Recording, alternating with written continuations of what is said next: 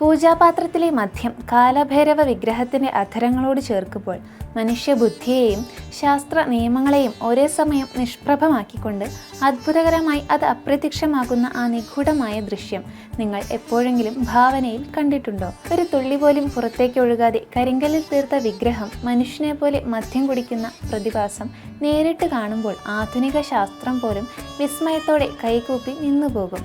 കാലത്തിൻ്റെ ഭയത്തെയും മരണത്തിൻ്റെ നിഴലിനെയും ഇല്ലാതാക്കുന്ന ഉഗ്രമൂർത്തിയായ ഭഗവാൻ തൻ്റെ ഭക്തരുടെ സമർപ്പണങ്ങളെയും ലൗകിക പാപങ്ങളെയും നേരിട്ട് സ്വീകരിക്കുന്ന ആ ക്ഷേത്രമുറ്റം, വിശ്വാസത്തിൻ്റെ ആഴവും താന്ത്രിക വിദ്യകളുടെ നിഗൂഢതയും ഒരുപോലെ തുടിക്കുന്ന മധ്യപ്രദേശിലെ പുണ്യനഗരമായ ഉജ്ജയിനിയിലുള്ള സാക്ഷാൽ കാലഭൈരവ ക്ഷേത്രത്തിൻ്റെ പവിത്ര ഭൂമിയിലേക്കാണ് ഈ ആത്മീയ തീർത്ഥാടനം.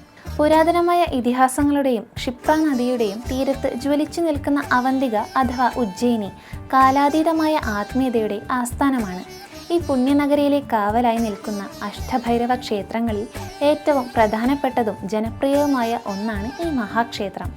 പരമശിവന്റെ ഏറ്റവും രൗദ്രവും ഉഗ്രവുമായ ഭാവമായ കാലഭൈരവനാണ് ഇവിടെ വിരാജിക്കുന്നത്. ബ്രഹ്മാവിന്റെ 5ാമത്തെ ശിരസ് ഛേദിച്ചതുമായി ബന്ധപ്പെട്ട പുരാണ കഥകളിലാണ് ഭൈരവോക്തിയുടെ രഹസ്യം ഒളിഞ്ഞിരിക്കുന്നത്. കാലത്തെയും നശ്വരതയെയും സ്വന്തം കൈക്കുള്ളിലൊതുക്കുന്ന ഈ ഭഗവാനെ ഉജ്ജയിൻ നഗരത്തിന്റെ രക്ഷാധികാരിയായും കോട്ടക്കാവൽക്കാരനായും പ്രദേശവാസികൾ നെഞ്ചോട് ചേർത്ത് ആരാധിക്കുന്നു.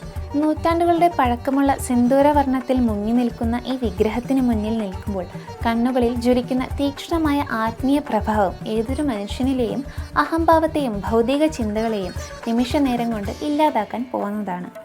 ഭാരതത്തിലെ മറ്റ് ലക്ഷക്കണക്കിന് ക്ഷേത്രങ്ങളിൽ നിന്നെല്ലാം കാലഭൈരവ സന്നിധിയെ പൂർണ്ണമായും വേറിട്ട് നിർത്തുന്നത് അവിടുത്തെ അതിവിചിത്രമായ ദിവ്യവുമായ മദ്യനിവേദ്യം എന്ന ആചാരമാണ്.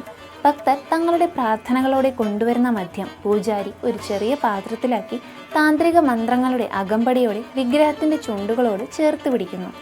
അത്ഭുതമെന്ന് പറയട്ടെ, നിമിഷങ്ങൾക്കകം ആ പാത്രത്തിലെ മദ്യം മുഴുവൻ വിഗ്രഹം ആവാഹിച്ചെടുക്കുകയും പാത്രം ശൂന്യമായി മാറുകയും ചെയ്യുന്നു.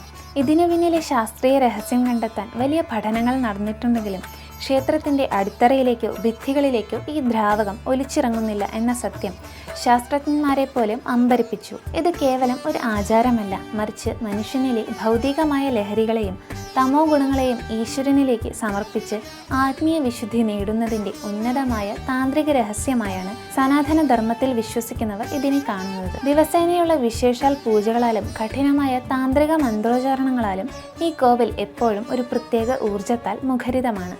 പ്രത്യേകിച്ച് മഹാശിവരാത്രി നാളുകളിലും കാലഭൈരവ ജയന്തി ആഘോഷങ്ങളിലും ജ്വലിക്കുന്ന ആയിരക്കണക്കിന് ദീപങ്ങളാലും ഭക്തലക്ഷങ്ങളുടെ ശംഖനാദങ്ങളാലും ഉജ്ജയിനിലെ ഈ തിരുമുറ്റം സാക്ഷാൽ കൈലാസം പോലെ ഭക്തിസാന്ദ്രമായി മാറും.